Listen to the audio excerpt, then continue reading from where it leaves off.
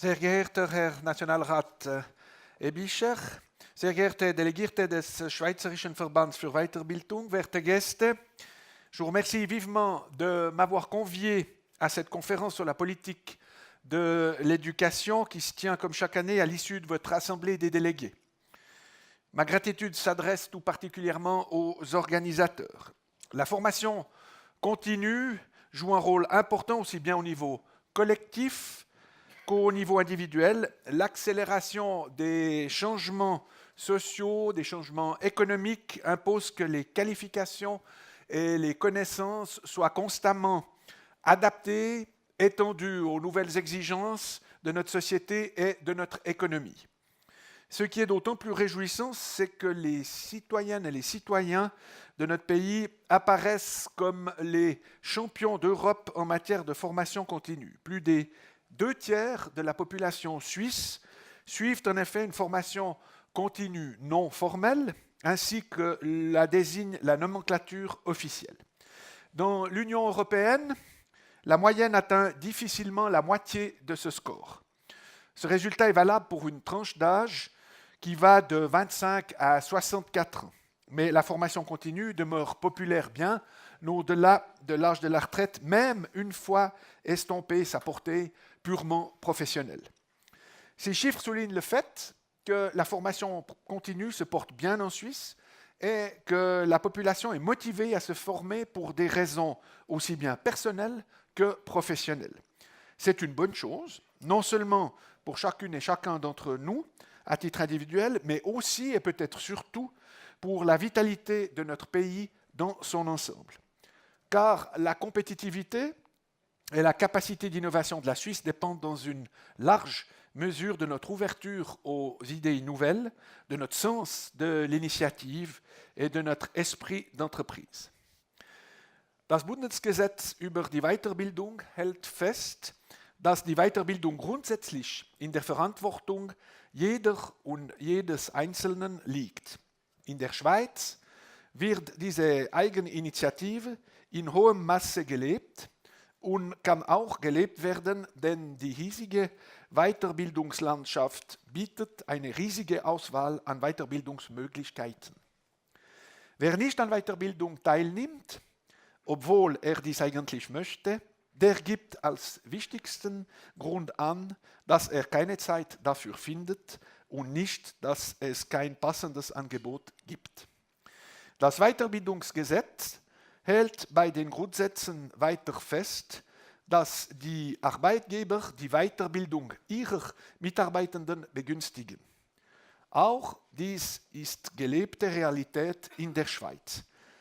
Denn fast alle, nämlich 94% der von den Beschäftigten besuchten beruflich orientierten Weiterbildungen, werden vom Arbeitgeber in irgendeiner Form unterstützt. Sei dies finanziell oder auch zeitlich. Dies ist nicht weiter erstaunlich, profitiert doch nicht nur das Individuum von der Weiterbildung, sondern auch das Unternehmen, weil das Gelernte dort angewendet werden kann. Lorsqu'on est entrepreneuse ou entrepreneur, il faut parfois investir un peu de temps pour se familiariser, par exemple avec les nouvelles techniques de production, si tant est que l'objectif visé, soit la croissance de cet outil de production. Laissez-moi à cet égard vous donner peut-être un exemple concret avec les machines CNC, dites à commande numérique, ces machines-outils capables de produire automatiquement des pièces avec une grande précision, même pour des formes complexes. Il y a quelques années, lorsqu'elles sont apparues sur le marché, de nouvelles compétences ont été requises de la part des employés afin de leur permettre de les utiliser de façon optimale.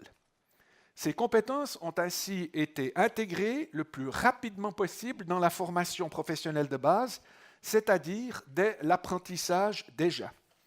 Cela étant, il est apparu que même les collaborateurs expérimentés devaient les acquérir, raison pour laquelle eux aussi se sont formés en conséquence. Je peux aussi vous donner un autre exemple. Il y a 30 ans, lorsque les PC ont fait leur apparition, les cours d'informatique furent tout à coup les plus fréquentés de l'offre de formation continue.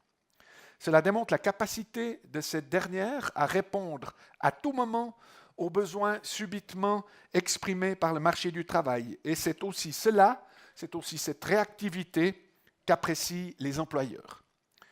Je reviens à la loi sur la formation continue et au principe de la responsabilité personnelle.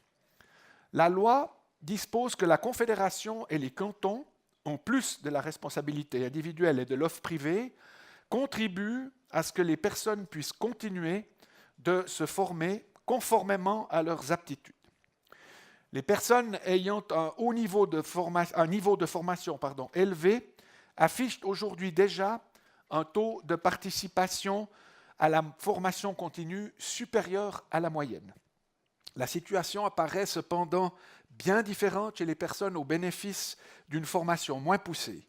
Celles qui sont dépourvues d'un diplôme du secondaire 2 ne sont ainsi plus qu'un tiers à suivre un programme de formation continue. C'est éminemment regrettable. Or, c'est précisément pour les personnes dépourvues de formation post-obligatoire qu'il serait important, par exemple, de suivre une formation professionnelle qualifiante ou une formation continue dans n'importe quel domaine afin de reprendre pied dans le marché du travail et donc dans la société. De fait, ces personnes sont surreprésentées dans les statistiques du chômage structurel. C'est précisément pour cette raison que la politique de formation continue de la Confédération met l'accent sur ce point. Parce que l'expression d'un besoin y est avérée, parce que ce problème nécessite d'être mis en relation avec la question de l'accès à la formation et à la formation continue, et enfin parce qu'il faut un encouragement public. C'est ce à quoi servent la promotion de l'acquisition et du maintien des compétences de base ou les démarches comme celle intitulée Certification professionnelle et changement de profession pour les adultes. Berufsabschluss für Erwachsene ist ein gutes Beispiel, das zeigt, dass die Weiterbildungspolitik des Bundes nicht nach dem Prinzip Gießkanne funktioniert. Nein, man versucht möglichst nahe an den realen Bedürfnissen der einzelnen Zielgruppen zu operieren. Aber auch hier gilt bis zu einem gewissen Punkt das Prinzip der Eigenverantwortung. Wer sich nicht weiterbilden will, der kann nicht oder nur begrenzt vom Staat dazu gezwungen werden. Der Staat kann lediglich für Rahmenbedingungen sorgen, welche die Bildung und Weiterbildung für die Zielgruppe ermöglichen. Wie und wo macht das der Staat? Er tut dies etwa im Rahmen der Arbeitslosenversicherung, die jährlich gegen 250 Millionen Franken in Bildung und Weiterbildung der Versicherten investiert. Er tut dies auch im Rahmen der Ausländergesetzgebung. So fließen dort beispielsweise jährlich rund 55 Millionen Franken in die Sprachförderung und fast genauso viel Geld in die Förderung der Arbeitsmarktfähigkeit.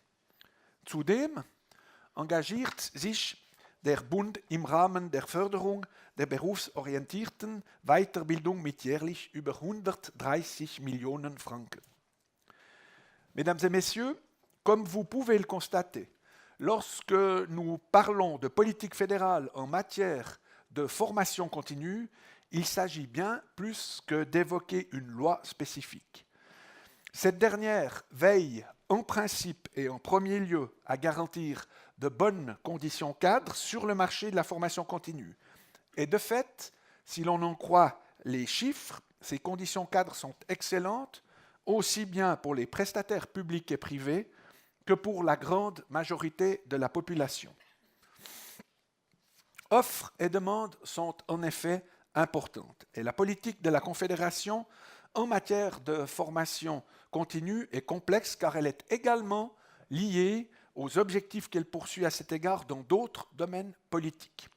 La formation continue contribuent ainsi à l'accomplissement des tâches publiques en matière de protection de la population ou de sécurité alimentaire. Et c'est dans ce sens qu'elle est soutenue par l'État. La formation continue contribue également au changement de mentalité. Diverses actions pourraient être entreprises à ce sujet, notamment dans le domaine de l'écologie ou du conseil agricole. La formation continue favorise en outre la protection de la santé et elle est à ce titre indispensable pour le personnel médical et infirmier. Enfin, la formation continue joue un rôle capital dans le secteur de la sécurité au travail et de la sécurité routière. Et compte tenu de son importance largement reconnue dans l'ensemble de ces domaines, elle peut compter sur un soutien annuel de l'ordre d'un demi-milliard de francs de la part de la Confédération. Wo keine konkreten staatlichen Ziele mit Weiterbildung verbunden sind, und damit sind wir zurück im Weiterbildungsgesetz und beim letzten Absatz des Grundsatzes zur Verantwortung, hält sich der Staat zurück. Die Stärke unserer Weiterbildung liegt zu einem großen Teil darin, dass sie nicht oder nur marginal reguliert ist. Wir haben ein stark ausgebautes und gut funktionierendes formales Bildungssystem. Eine gut verankerte und solide aufgebaute berufliche Grundbildung und eine höhere Berufsbildung, welche Karrieren ermöglicht, sowie die Wirtschaft mit notwendigen Fachkräften versorgt. Und wir haben auch Hochschulen, die sich mit den Besten der Welt messen können.